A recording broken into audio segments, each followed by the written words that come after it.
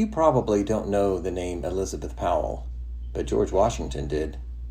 So did Benjamin Franklin, John Adams, Benjamin Rush, and the Marquis de Lafayette. Powell was, well, it's hard to say what she really was because English doesn't have a word that perfectly captures the role she played in colonial America. Some might call her a socialite or merely a wife, but Powell, and countless other women like her, deserve something better.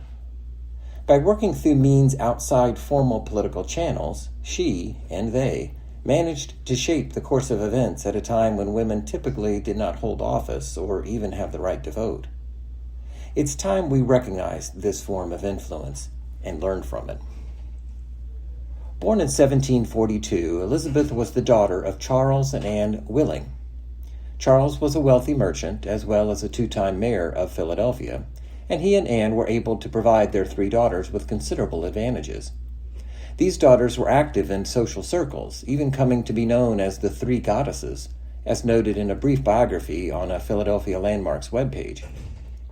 It says, whether it was a dancing assembly, tea table, or a trip to one of the fishing clubs along the Schuylkill River, Elizabeth and her sisters would be there. Elizabeth used these events to learn about international goings-on and local politics, and to establish her own powerful place in society.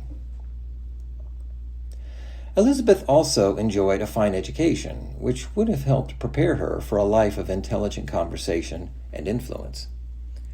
In 1769, she married Samuel Powell, who would later serve as mayor of Philadelphia.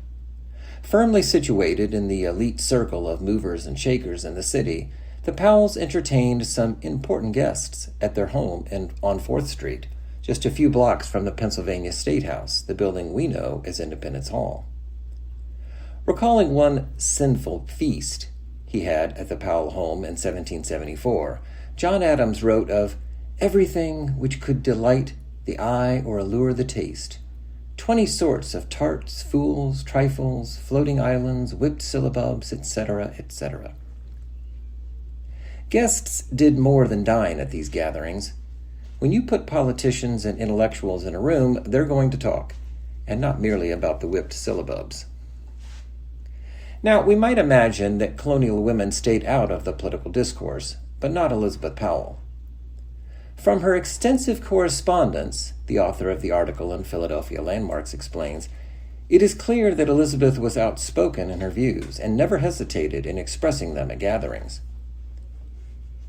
Thanks to her background, Elizabeth could hold her own in such conversations, as Abigail Adams, an influential woman in her own right, observed, saying that, of all the ladies I have seen and conversed with, Mrs. Powell is the best informed.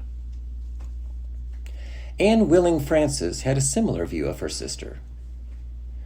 When in society, Elizabeth will animate and give a brilliancy to the whole conversation with the uncommon command she has of language, and the fact that her ideas flow with rapidity, Francis said. But added, I sometimes think her patriotism causes too much anxiety. Female politicians are always ridiculed by the other sex.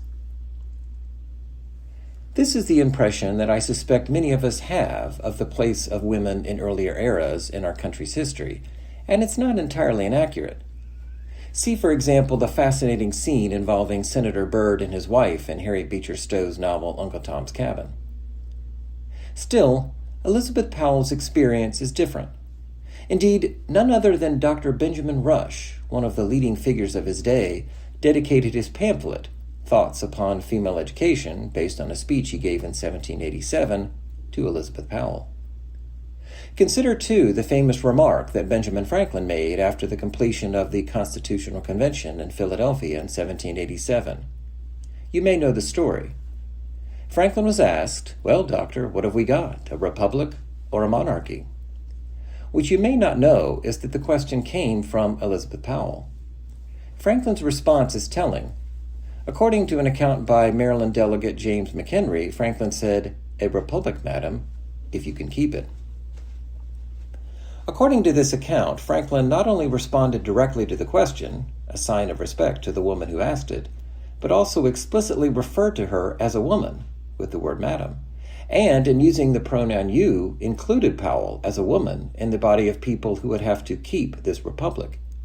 He could have said, if the men can keep it, or even if it can be kept, but McHenry's account has him referring explicitly to the woman he was addressing. Franklin held women in high regard, as his experience in France a few years earlier shows. Yes, he was a flirt, but part of his charm for women, as I see it, was the sincere respect he had for them. In her article, The Influencer, Samantha Snyder calls Elizabeth Powell a force in late 18th century Philadelphia, and sums up her influence in this way. She was a political power player in a time when women were not supposed to be involved with politics. Although she could not run for office, she used her home as her public stage, situating herself at the center of a robust network of powerful individuals. She and her husband Samuel Powell, an intellectual and wealthy politician, developed a social network of elites by hosting events and salons at their home in the Society Hill neighborhood of Philadelphia. Powell directed these salons, participating in informal discussions that influenced decisions about the founding of the United States government. Perhaps no one among the founders held Elizabeth Powell in greater esteem than George Washington, who became close to her in the 1770s while he and others were in Philadelphia for the Continental Congress meetings. Many years later, while serving as the nation's first president, Washington was considering stepping down, and he consulted his longtime friend, Elizabeth Powell. In his article, Washington's Other Woman, Wells Brandreth explains what happened next, drawing on work by Washington scholar Ron Chernow. On November 17, Powell sat at her writing desk and in a 7-page letter reminded her friend, the president, of his responsibilities to the millions who looked to him to guide the ship of state. Resigning him would cost him his popularity, she said. Resignation would please his enemies and cause his friends and followers dismay and regret. Some would question his motives or call him self-serving. The Anti-Federalists would use it as an argument for dissolving the Union and claim that Washington, finding the system flawed, was absconding lest blame for his failure fall on his shoulders, Elizabeth declared. Finally, Powell invoked the prosperity and happiness of the people that the nation had entrusted to him, closing with your sincere, affectionate friend. Chernow maintains that Eliza's letter was among factors that bucked George up. He stayed on the job and did run again in 1793, as in his first campaign, taking every electoral vote. Now that's political influence. Although she held no political office, Elizabeth Powell was able to advise the president, the father of our country no less, to remain in office. One possible reason for Elizabeth's influence in this case seems to have been her personal connection with Washington. Snyder notes, Powell skillfully deployed her emotional connection with Washington to attain her political goals. As one of Washington's closest friends, she knew him in a way his cabinet members did not. Aware that Washington valued patriotism and disinterestedness, Powell questioned if his actions were truly for the good of the country or if they were instead rooted in unconscious selfishness. This is the kind of influence we may not always recognize. We think in terms of objective arguments based on facts and logic, but we should remember that appealing to a person's personality, values, and feelings is also a potent, perhaps an even more potent, form of persuasion. Elizabeth Powell was never a mayor, like her father or husband, a delegate to the Constitutional Convention, like Franklin, or president, like Washington, but she found ways to share her thoughts and, it seems, exert influence. America has come a long way since those early days.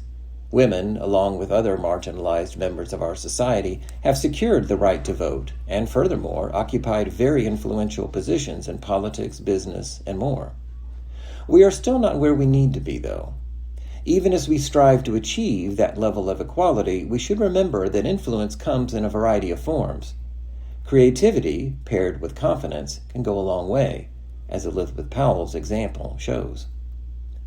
I hope you feel empowered to make a difference. If you feel you do not have sufficient access to formal spheres of influence, or even if you do, I encourage you to do as Elizabeth Powell and others have done and exert your influence through informal channels, which can be even more impactful than the formal ones. You may be surprised how much power you have.